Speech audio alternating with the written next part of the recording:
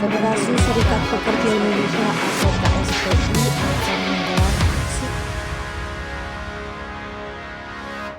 Mungkin Chief Rudy silakan pandangannya untuk masalah ini seperti apa? Ya, ini pertanyaan bagus ya, karena juga kami mengorganize beberapa perusahaan yang memang pekerjaannya adalah penyedia jasa dari security, ada dari GeForce, ada ISS dan beberapa ya. Baik dia bertugas mengamankan gedung, termasuk juga ada yang pengamanan jasa uang, Pak, pengantaran uang segala macam, dan itu resikonya juga besar ya. Dan itu juga upahnya di bawah upah minimum lah. Nah ini kan tadi ini pertama adalah kita miris ketika resikonya besar tapi upahnya di bawah ketentuan umum, ini miris lah. Yang kedua tadi disampaikan oleh Chip ya, bahwasannya instansi pemerintah bahkan juga ya termasuk juga pemerintah, DPR kadang-kadang ya, surti-surti di DPR itu upahnya di bawah upah minimum. Nah ini kan kita miris. Negara memberikan contoh yang nggak benar gitu kan. Gimana yang swasta ini akan patuh terhadap aturan kalau negara kemudian memberikan keteladanan yang buruk lah. Nah itu yang miris. Nah, artinya sekali lagi bisa jadi negara ini hancur ya karena tata kelola dan praktek yang nggak benar dari negara. Nah ini yang artinya kita berharap lah. Ya, artinya bukan hanya teman-teman pengusaha swasta yang diminta untuk patuh, tapi tadi ketika negara nggak patuh dan termasuk juga di BUMN-BUMN, Pak, di BUMN, BUMD yang kita miris ya, gaji-gaji para pejabat BUMN itu, pekerja tetapnya itu udah 2 digit rata. Tapi security-nya itu masih bawah. Bagus berarti ya. Bagus, Pak. Jangan dikurangi. Nah, artinya kita tidak ingin yang bawah, yang atas itu dikurangin, tapi yang bawah itu dinaikin. Gitu ya. Jadi maksudnya ya kita berharap ada imbalan berbasis risiko. Gitu. Tadi yang itu yang disampaikan oleh Cipro ya, kuncinya keseimbangan. Dari awal saya bilang tatanannya seimbang kok. Kalau tatanannya seimbang gitu kan, negara berfungsi dengan benar gitu kan, pengusaha juga ketika dia profit dia juga mau berbagi gitu kan. Karena tugas negara sederhana, Pak. Sekali lagi memang fungsi negara nih.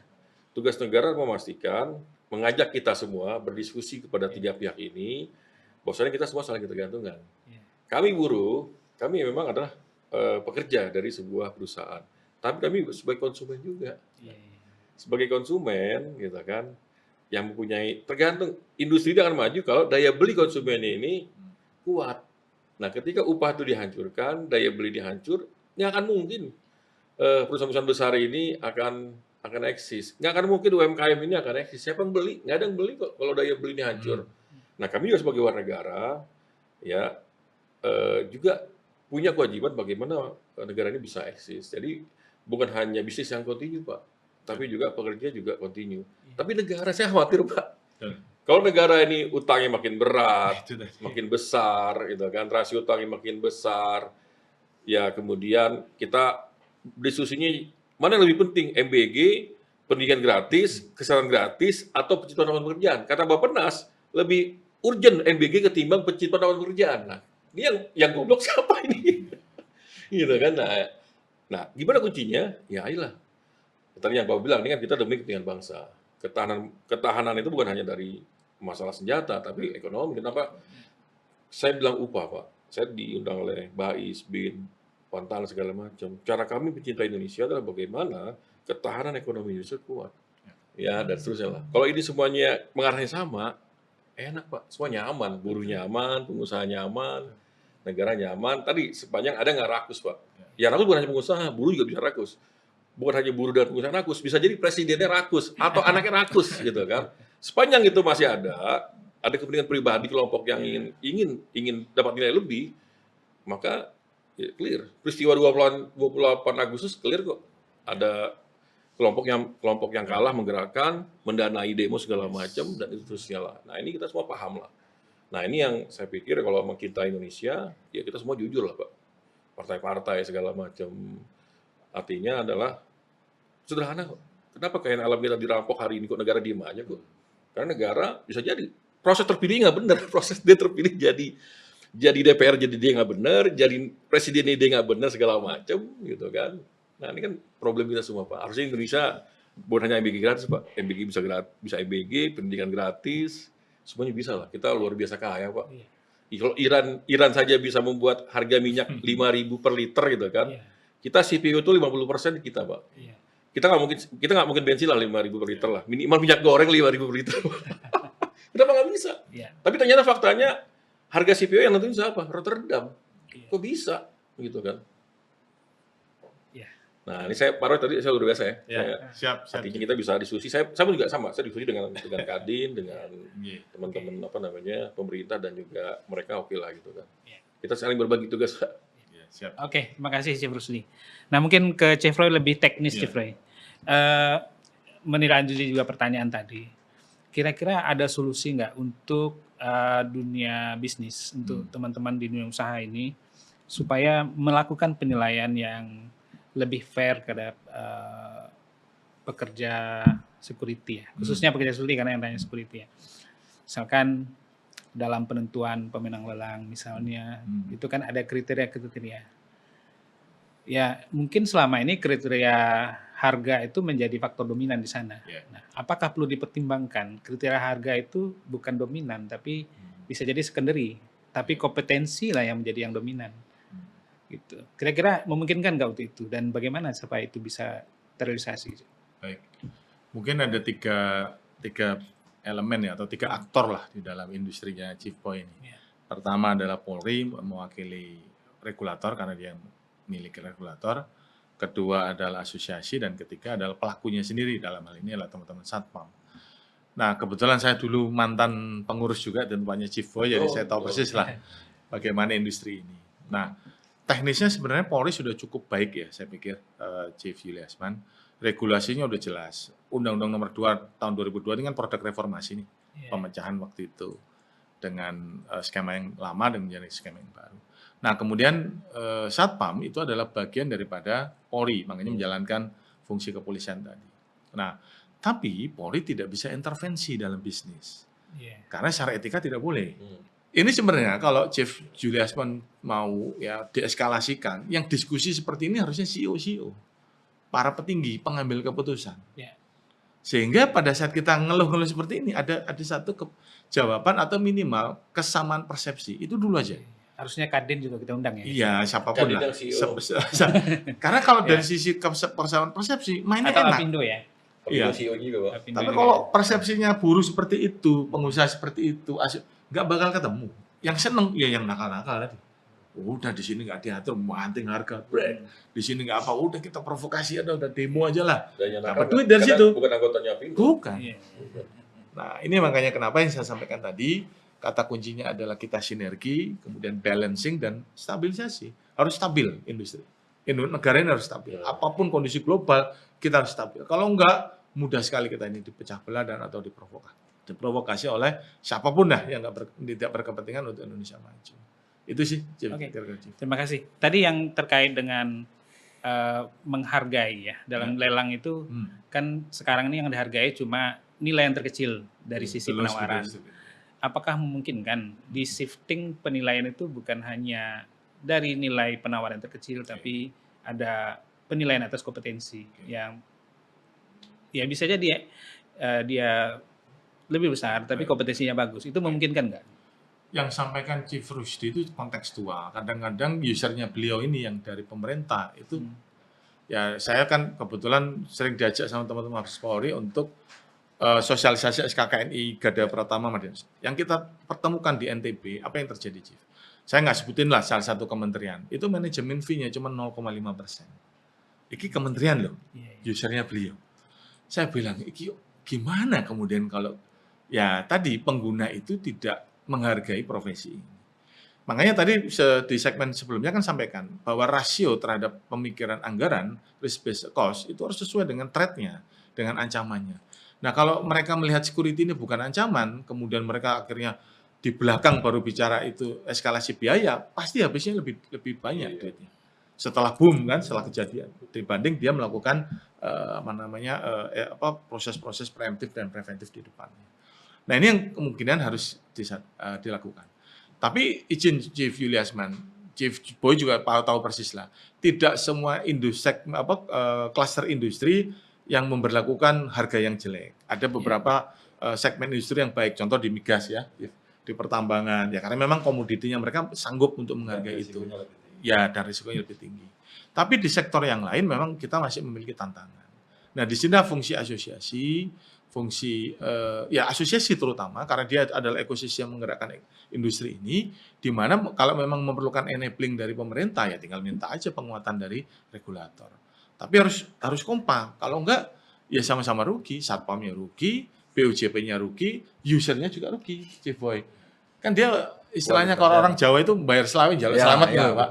Lu bayar 25 mintanya bangunan 20 triliun ini aman. Nah, ini kan tidak istilahnya menjadi sesuatu yang selalu kita bercanda lah gitu.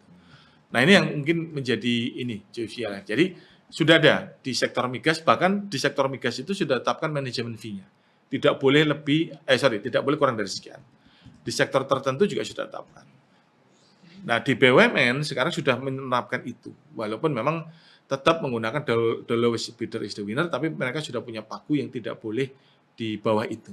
Nah, ini menjaga sebagai kualitas itu, tidak hanya bicara harga, tapi bicara BOQ-nya lah, quantity maupun quality daripada spesifikasi jasanya tersebut. Demikian, Chief. Oke, luar biasa. Kita pada pagi ini menjelang siang ya, membahas tentang banyak hal ya, bukan hanya tentang My Day, tapi kita lebih luas tentang bagaimana kesejahteraan buruh, bagaimana kita berupaya membangun keseimbangan antara dunia usaha dengan pekerja, dan tentunya di sini juga perlu kontribusi pemerintah. Dan nanti kami akan minta pandangan akhir atau closing statement dari para narasumber. Kita mendekati fase akhir dari diskusi kita pada hari ini, yang mana kita akan minta closing statement dari semua narasumber kita. Mungkin kita mulai dari Chief Boy. Silakan Chief Boy. Ya, dari judul yang sudah ditampilkan, ya kami berharap nantinya ketika merayakan Hari Buruh Internasional ini, kawan-kawan buruh bisa menyampaikan aspirasinya secara baik, dan dari Satuan Pengamanan kita akan mengawal secara baik sehingga tidak muncul nantinya susupan-susupan ataupun ada agenda-agenda khusus dari pihak-pihak lain ya. Dan kami juga menghimbau kepada kawan-kawan di lapangan untuk selalu berkomunikasi dengan kawan-kawan buruh bahwa ini adalah bagian perjuangan kawan-kawan buruh untuk kesejahteraan dan harus kita dukung ya, dengan cara yang bijak ya, sehingga